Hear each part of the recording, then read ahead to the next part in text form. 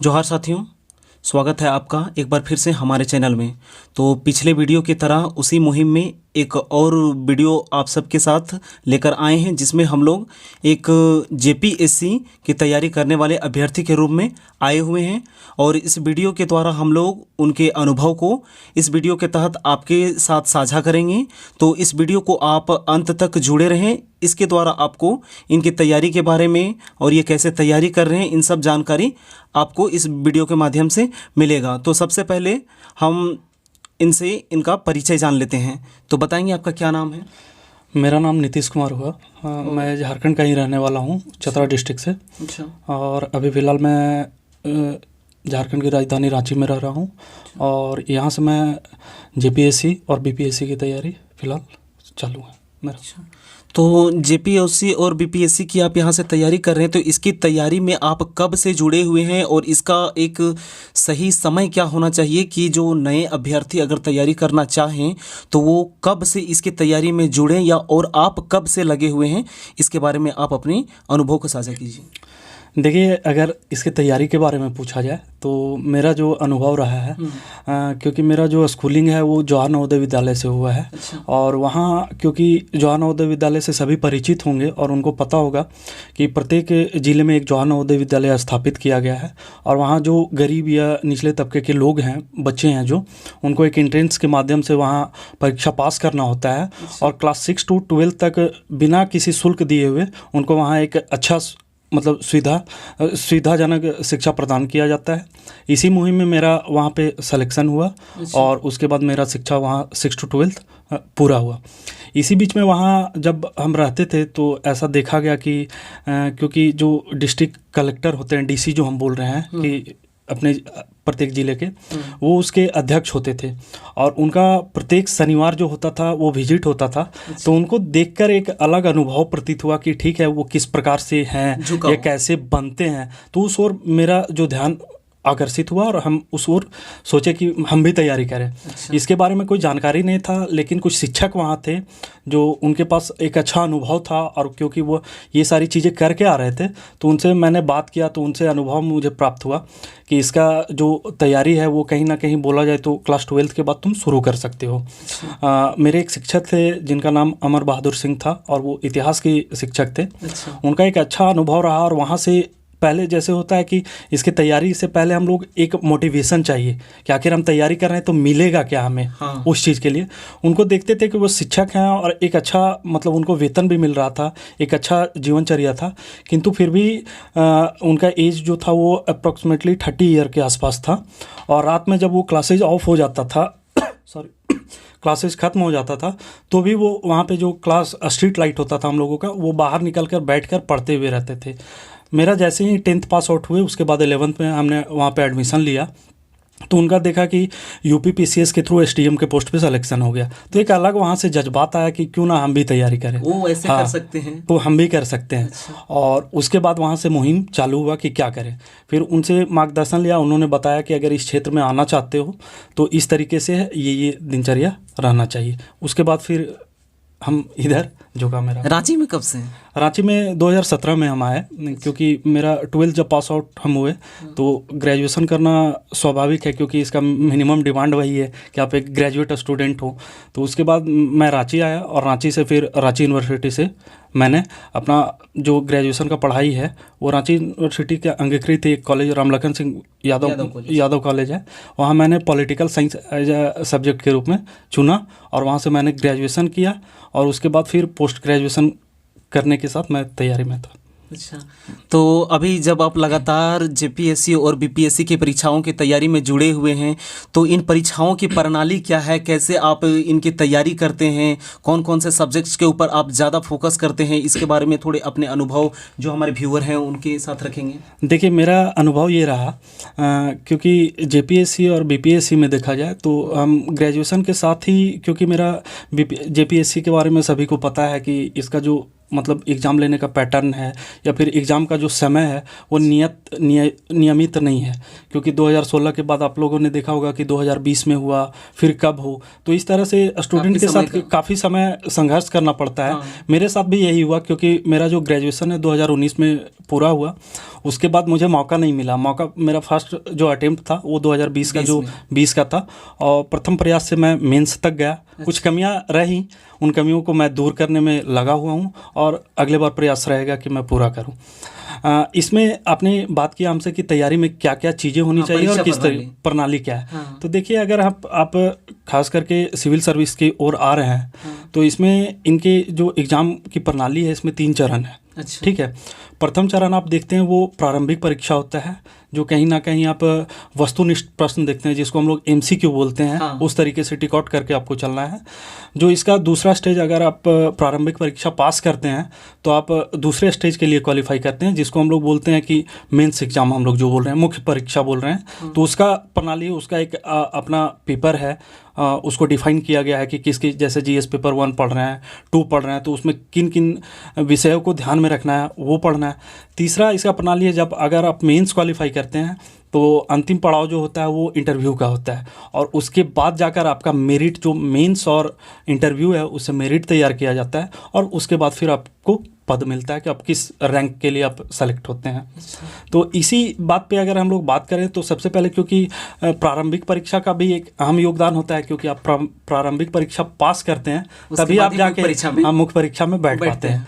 अभी के समय में प्रारंभिक परीक्षा भी कहीं ना कहीं एक चुनौतीपूर्ण है, क्योंकि विद्यार्थी क्योंकि दिन प्रतिदिन जो विद्यार्थियों का झुकाव है इस ओर बढ़ता चला जा रहा है। क्रेज जो है, देखते हुए उनका झुकाव बढ़ता चला जा रहा है, और वो मेहनत करने के लिए तत्पर है। जैसे पहले देखा जाता था कि अगर प्रारंभिक परीक्षा हो रहा है, अगर 50% आप स्कोर कर लेते हैं तो आप क्वालिफाई कर जाते हैं PT।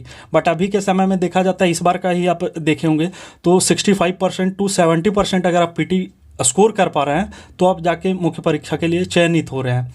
तो PT परीक्षा एक चुनौतीपूर्ण तरीके से लेना चाहिए, और उसको सीरियस होकर हम लोगों को पढ़ना चाहिए।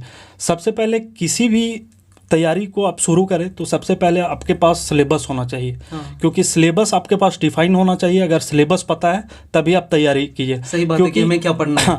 देखिए, जैसे एक कहा जाता है कि अगर हम किसी चीज़ की तैयारी करना शुरू कर रहे हैं तो पहले हमें उसका ज्ञान होना चाहिए कि किस ओर जाना है। जैसे मेरे पास लक्ष्य नहीं है कि क्या करना है, तो हम जो मिलेगा वो करते चले जाएंगे।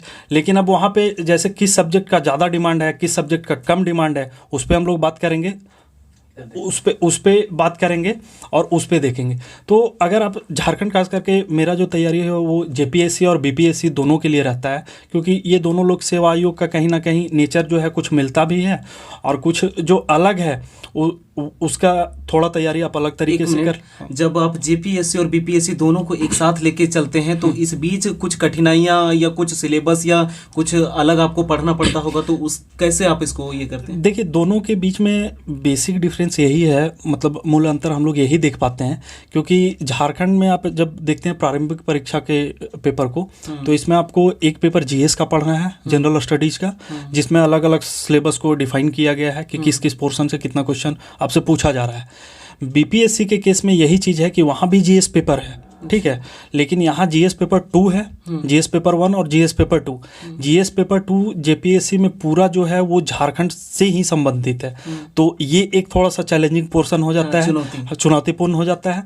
BPSC में अगर आप जाते हैं तो वहाँ क्वेश्चन का नेचर है कि जो PT है, खास करके हम प्रारंभिक परीक्षा बात कर रहे हैं, तो उसमें 150 क्वेश्चन पूछा जा रहा है।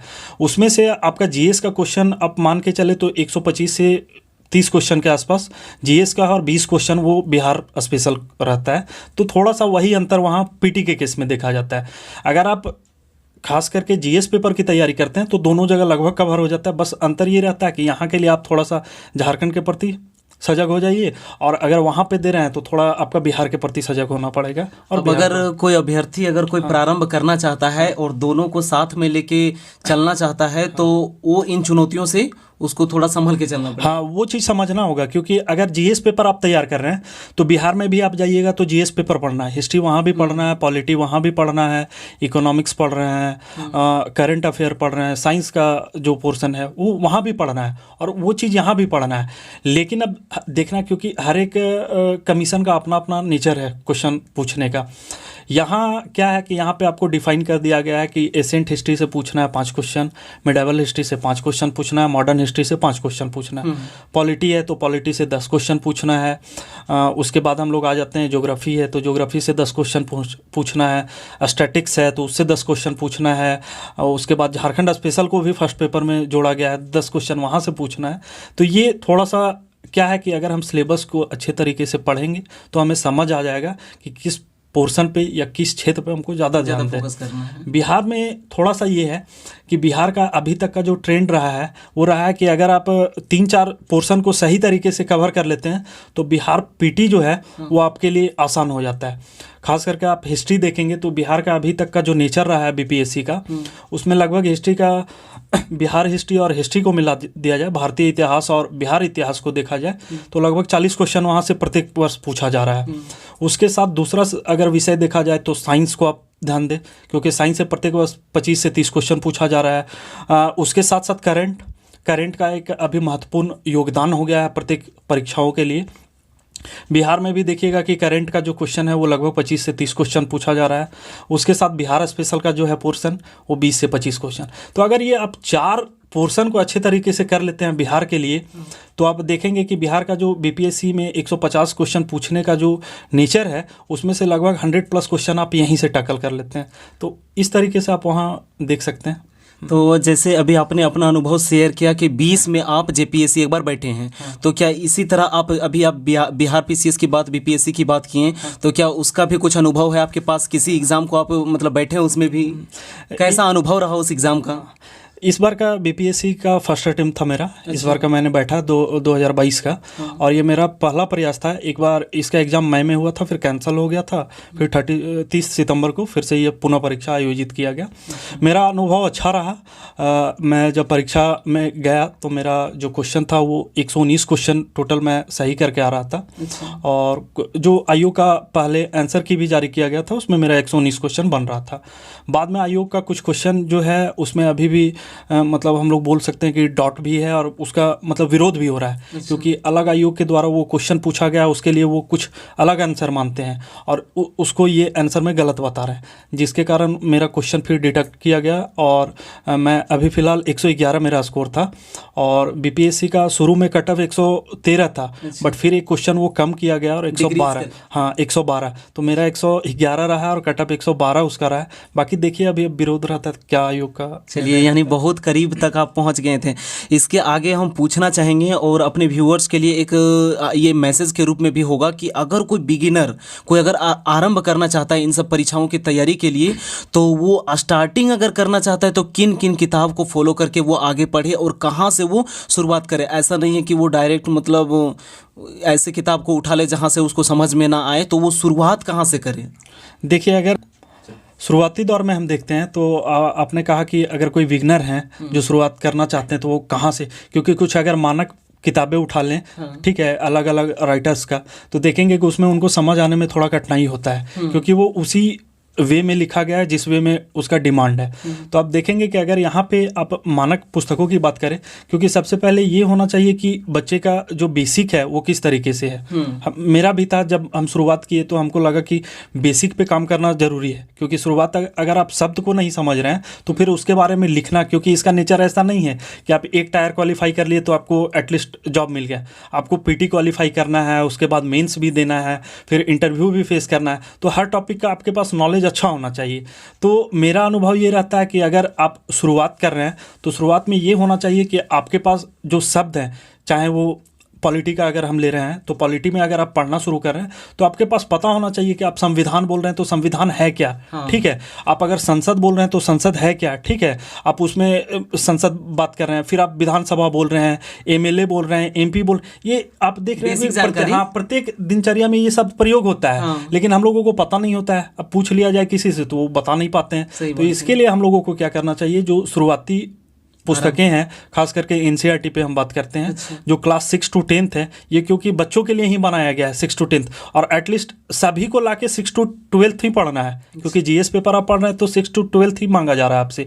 तो उसका अध्ययन करेंगे तो ये सारी चीज़ें समझ पाएंगे कि ठीक है, अगर ग्राम पंचायत बोल रहे हैं तो ग्राम पंचायत किसको बोल रहे हैं, उसका चुनाव प्रक्रिया क्या है, या किस तरीके से वहाँ लोग चुन के आ रहे हैं। तो वहाँ से आपका जो शब्द भंडार है वो बढ़ेगा, और साथ में आपका कॉन्सेप्ट भी क्लियर होते जाएगा। तो एक तरीका ये हो सकता है कि आप एनसीईआरटी पढ़ लें। अच्छा। दूसरा तरीका, जब आप उसको कंप्लीट कर लें तो फिर आप कोई भी मानक पुस्तकें, जैसे अगर आपको लगता है कि नहीं हम पॉलिटी के लिए ही पढ़ना चाह रहे हैं, तो पॉलिटी के लिए भी फिर बहुत सारी किताबें हैं।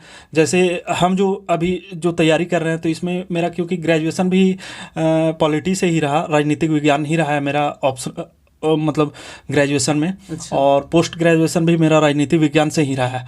तो हमने क्या किया है कि हमारा तो जो पुस्तकें थी कॉलेज के दौरान जो वहाँ चल रहा है, यूनिवर्सिटी का जो बुक है उसको भी मैंने फॉलो किया। साथ में लक्ष्मीकांत को मैं पढ़ता हूँ, ठीक है, और हाँ पॉलिटी के लिए, और उसका शॉर्ट नोट्स बनाते चला जाता हूँ अपने से। हाँ अपने से, कि क्या जैसे जो इंपॉर्टेंट पॉइंट्स है उसका शॉर्ट पॉइंट बनाते चले गए, कि एग्जाम के समय में कम समय में हम ज़्यादा से ज़्यादा रिवीजन कर पाए और अच्छा आउटपुट ले लें। हिस्ट्री में अगर जाते हैं तो हिस्ट्री में उसी तरीके से है, क्योंकि कहीं ना कहीं आपको फिर से वही सारी चीज़ें समझनी है। इतिहास, क्योंकि लोगों को लगता है कि थोड़ा सा इतिहास पढ़ना बोरिंग भी हो जाता है सभी के लिए। इतिहास शुरू करे तो करे कहाँ से। मेरा मानना है कि अगर आप इतिहास पढ़ रहे हैं तो पहले आधुनिक भारत से शुरू करें, क्योंकि आप उससे परिचित होते हैं और समझते हैं कि क्या है कैसे है। तो अगर आधुनिक भारत में आप पहले इंटरेस्ट ले लीजिएगा कि हाँ ये चीज़ें हैं, तो आप फिर जाके जो प्राचीन भारत है, मध्यकालीन भारत है, इसको भी आप अच्छे तरीके से समझ सकते हैं। बाकी रहा साइंस वगैरह का जो पोर्शन है, साइंस वगैरह में 9th अगर एनसीईआरटी पढ़ते हैं तो हम मानते हैं कि अच्छा है। बाकी आप क्वेश्चन प्रैक्टिस कीजिए उसका, तो वहाँ से आप कर सकते हैं। तो ये किताबें, और भी अगर देखा जाए किताब के रूप में, आपको करंट अफेयर के रूप में एक मैगजीन हमेशा फॉलो करना होगा। अच्छा। करंट के रूप में आप जो भी आपको लगता है, हम जो फॉलो करते हैं वो प्रतियोगिता दर्पण हम पढ़ते हैं। अच्छा। और उसी का शॉर्ट वे में हम मंथली नोट्स बनाते चले ऑनलाइन का इसमें मतलब कितना योगदान रहता है? सही पीटी में देखा जाए तो पीटी में ऑनलाइन का योगदान है 50% के आसपास। ठीक है, क्योंकि पीटी में करंट, अगर आप किसी चैनल को फॉलो करके देख रहे हैं तो वहाँ से आप क्या कर सकते हैं कि करंट कर सकते हैं। मेरा जो करंट का रहता है कि मैं कहाँ से करूँ, तो प्रतियोगिता दर्पण के साथ मैं दृष्टि पीसीएस का एक चैनल है, दृष्टि के द्वारा संचालित किया जाता है, और एक उत्कर्ष क्लासेस है जिसमें गौरव सर पढ़ाते हैं। तो ये दोनों को मैं फॉलो करता हूँ करंट के लिए। अच्छा, तो अभी जो आप बताएं बीपीएससी और जेपीईसी, इसमें क्षेत्रीय भाषाओं का क्या योगदान है और इसकी तैयारी छात्र कैसे करते हैं और आप कैसे करते हैं? देखिए, अगर देखा जाए क्षेत्रीय भाषा का, तो बीपीएससी में कोई वैसा आपके पास बंधन नहीं है कि आप क्षेत्रीय भाषा रखें। अच्छा। लेकिन झारखंड आयोग जब 2016 में इसका सिलेबस चेंज किया गया, तो इसमें रखा गया कि आपको क्षेत्रीय भाषा या फिर और भी भाषाएं आप रख सकते हैं। लेकिन ऐसा माना जाता है कि आप जहाँ पे शासन करना चाहते हैं, अगर वहाँ की भाषा से आप परिचित हैं तो लोगों से अच्छे तरीके से आपका वार्तालाप हो सकता है। तो यहाँ मेरा जो क्षेत्रीय भाषा के रूप में हमने चयन किया, क्योंकि मैं चतरा से हूँ, तो खोटा क्योंकि हम लोगों के बोलचाल में है, तो मैंने खोटा को लिया। और खोटा के लिए मैं कहीं ना कहीं बीएन ओहदार सर से जुड़ा। अच्छा। और ये जो रांची में एक इंस्टीट्यूट है विजय स्टडी सर्कल, अच्छा। वहाँ पे वो पढ़ाते हैं, तो वहीं से मैं जुड़ा और अभी भी मैं खोटा उन्हीं से क्लासेज ले रहा हूँ। अच्छा, खोरठा के लिए विजय स्टडी। और इसके बीच एक चीज़ और हम यहाँ पे ऐड करना चाहेंगे कि प्रारंभिक में जैसे छात्र आप बोले कि मानक किताबों को लेके आगे बढ़ेंगे, तो कहीं ना कहीं अगर वो मानक किताबों को लेके आगे बढ़ रहे हैं तो उस कंडीशन पे वो कोचिंग इंस्टीट्यूट को ज्वाइन करेंगे आरंभिक दौर पे जब वो शुरू करते हैं, तो उस दौर पे कोचिंग इंस्टीट्यूट का क्या योगदान रहता है और कितना उनको हेल्पफुल होगा, इसके ऊपर क्या कहेंगे? देखिए, मेरा मानना है, क्योंकि मैंने पीटी के लिए कहीं कोचिंग नहीं किया। अच्छा। ठीक है, तो पीटी मेरा जो अनुभव है, क्योंकि मेरा जो पहला प्रयास था जेपीएससी में, उसमें मेरा जो क्वेश्चन सही हुआ था वो 146 था, 146 आउट ऑफ 200 प्रथम प्रयास था। मैंने जो तैयारी किया इसमें माना कि पीटी के लिए कोचिंग आवश्यक नहीं है, क्योंकि पीटी के लिए आपको कहीं ना कहीं फैक्ट्स ही लर्न करना है। आप कोचिंग भी अगर जाते हैं तो आपको हाँ सिस्टमेटिक तरीके से फैक्ट्स दे दिया जाएगा कि हाँ ये चीज़ें आपको करना है। कहीं ना कहीं आपको फिर से आके उन सारे तथ्यों को याद करना है वही काम करना है। तो अगर आप अपने से भी चाहें तो आप कर सकते हैं। इसके लिए आप क्या कीजिए कि अगर किसी भी सब्जेक्ट को पढ़ रहे हैं, जैसे इतिहास का कोई टॉपिक उठाया तो उस टॉपिक को क्या कीजिए कि कहीं से भी आप पढ़िए, एक टॉपिक पढ़िए, उसका शॉर्ट नोट्स आप बनाते चलिए। उस टॉपिक के लिए आप क्या कीजिए कि प्रीवियस ईयर जो क्वेश्चन है, खास करके मैं जो फॉलो करता हूँ वो घटना चक्र को मैं सबसे बढ़िया मानता हूँ। और क्या करता हूँ कि जब मैं एक टॉपिक पढ़ा तो उस टॉपिक से फिर घटना चक्र में अभी तक जो भी PCS या UPSC वगैरह के जो क्वेश्चन पूछे गए हैं उसको मैं सॉल्व करते जाता हूँ। इससे हमें ये पता चल जाता है कि हाँ, इस टॉपिक पे या यहाँ से भी क्वेश्चन बनाए जा सकते हैं या बनते हैं, जहाँ पे हम लोग ध्यान देना नहीं चाहते। हम लोगों को लगता है कि जो हम याद किए हैं बस इसी से क्वेश्चन बनेगा, लेकिन वैसा नहीं है। आयोग कहाँ से क्वेश्चन पूछेगा उसकी जानकारी हमें प्रीवियस ईयर से ही पता चलता है। तो इसके लिए आप घटना चक्र को लेते चले और प्रत्येक टॉपिक को पढ़ते हुए फिर आपको मेंशन करते हुए आगे बढ़ते चले। इसी तरह हर सब्जेक्ट में आप कर सकते हैं घटना चक्र को लेकर।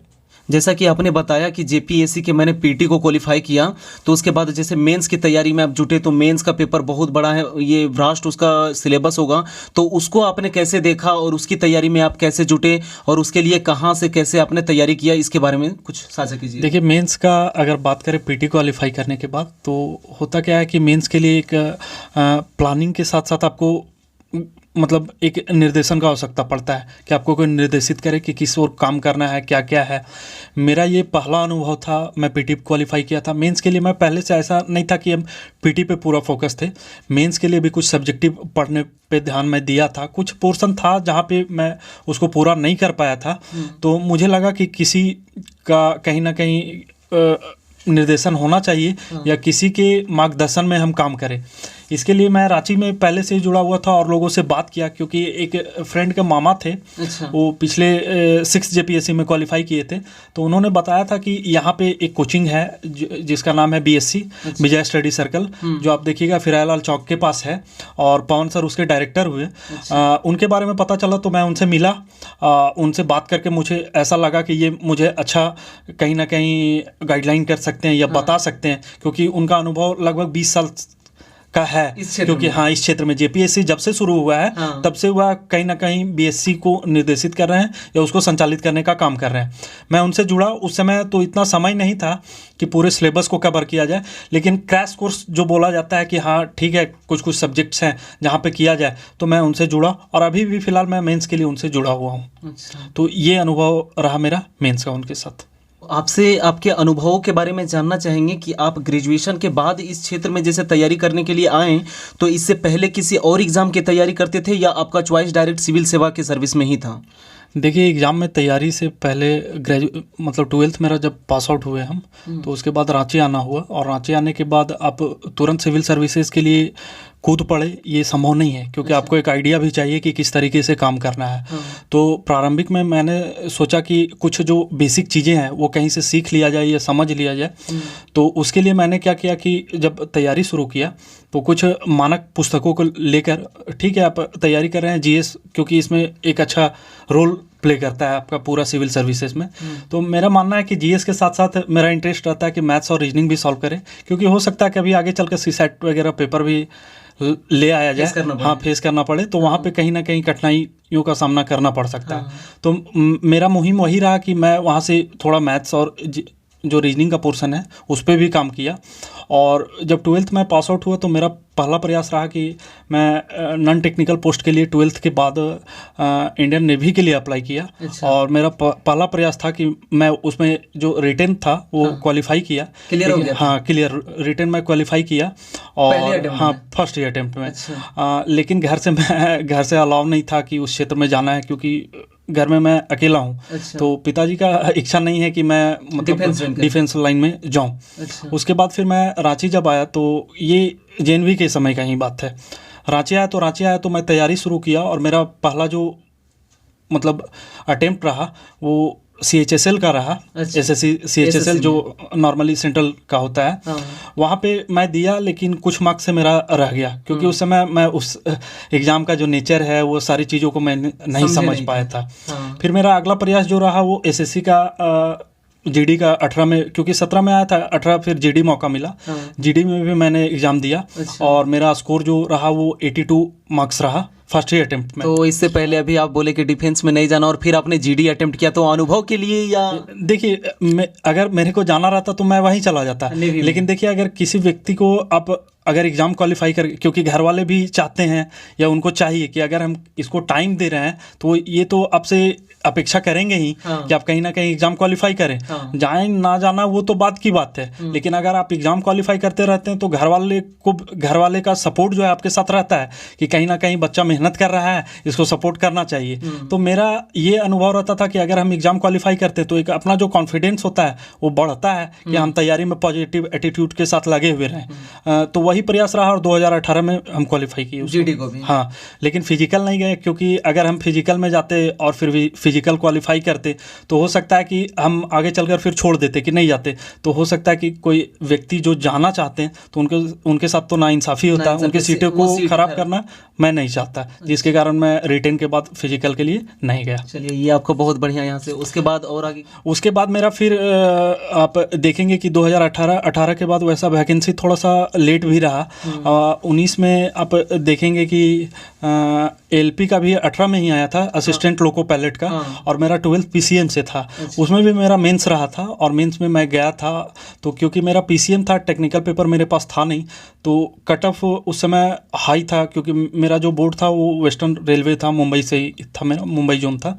तो वहाँ का कट ऑफ उस बार का जो एलपी का बना था वो 87 के आसपास बना था, और मैं 80 प्लस, आई थिंक एग्जैक्ट याद नहीं है, लेकिन 80 प्लस था। तो हाँ, रॉ मार्क्स था। तो वहाँ पे मेरा नहीं हो पाया था। ठीक है, तो वहाँ मेंस का अनुभव रहा। उसके बाद फिर मैं प्रयास करते रहा, क्योंकि जीएस उसी बीच में मेरा तैयारी भी चल रहा था, ग्रेजुएशन का भी चल रहा था और इधर भी मैं कर रहा था।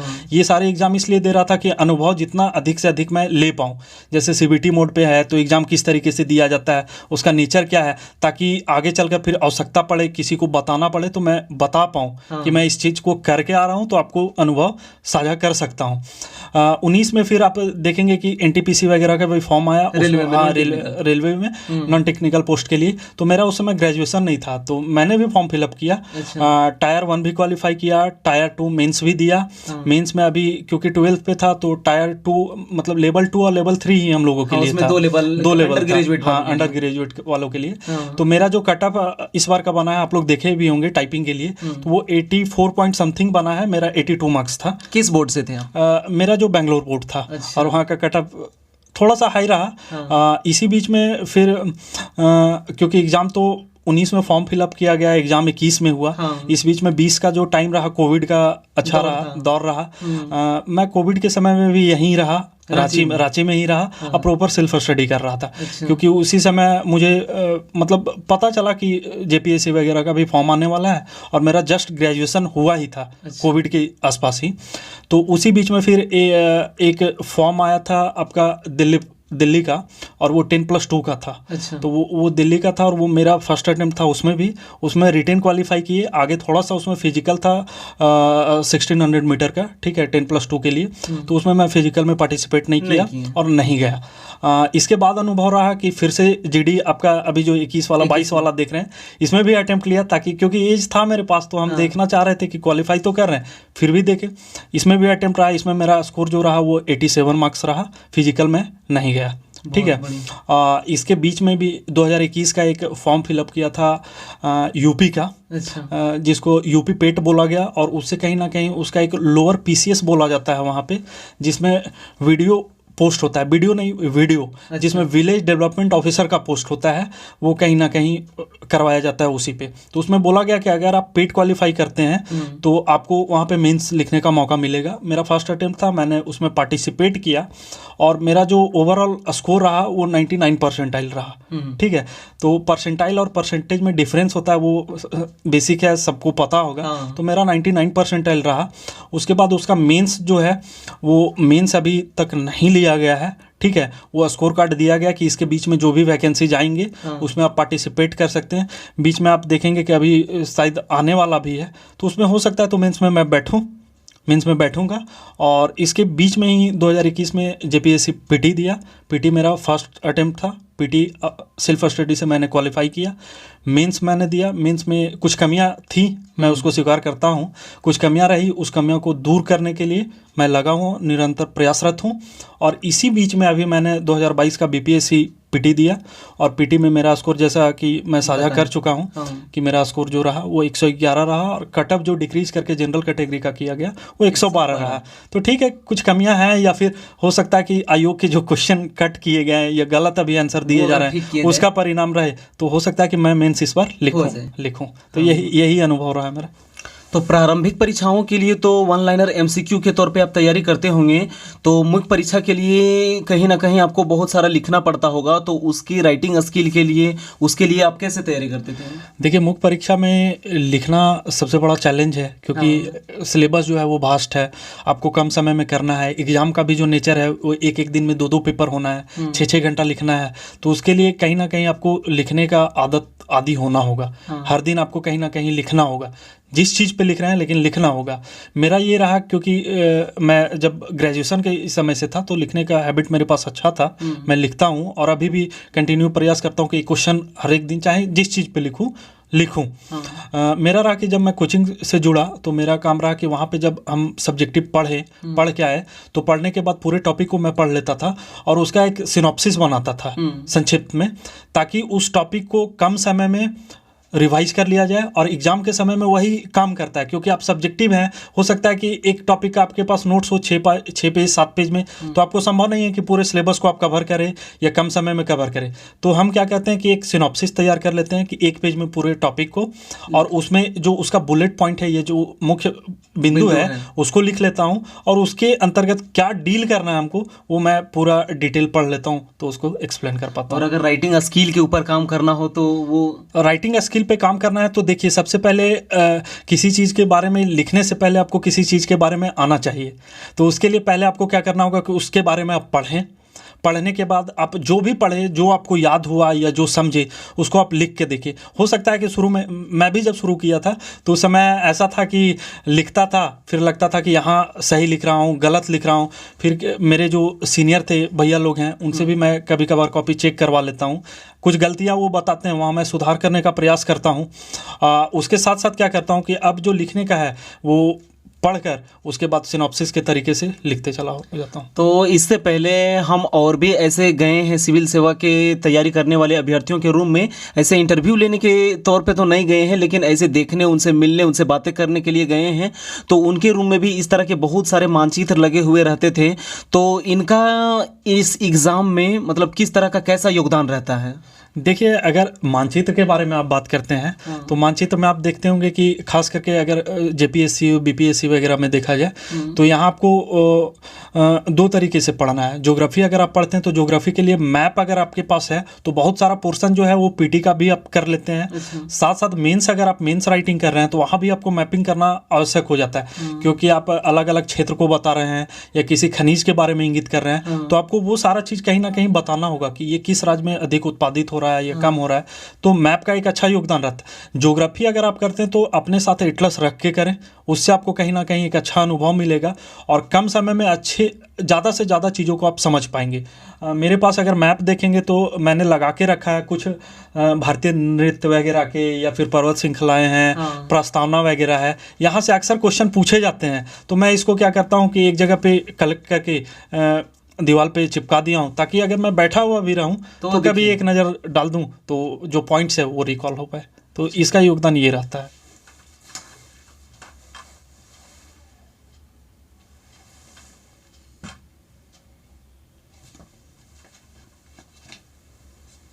घुमाना चाहिए, डन हटे। चलिए, तो बहुत बहुत शुक्रिया नीतीश जी का हमारे साथ जुड़ने के लिए, हमारे चैनल के साथ जुड़ने के लिए। और जो भी व्यूअर यहाँ तक देखे, ज़रूर उनको बहुत ही अच्छा इनका अनुभव आपको मिला होगा और यहाँ से आपको सीखने को मिला होगा। तो अगर आप वीडियो को यहाँ तक देखे हैं और ये अनुभव इनका आपको देखना अच्छा लगा और आप चाहते हैं कि इसी तरह का वीडियो हम आपके साथ और लेके आएँ, तो आप हमारे चैनल को सब्सक्राइब कर सकते हैं और एक लाइक कीजिएगा, इस वीडियो को ज़रूर कीजिएगा अगर यहाँ तक आप देखे हैं तो। शुक्रिया।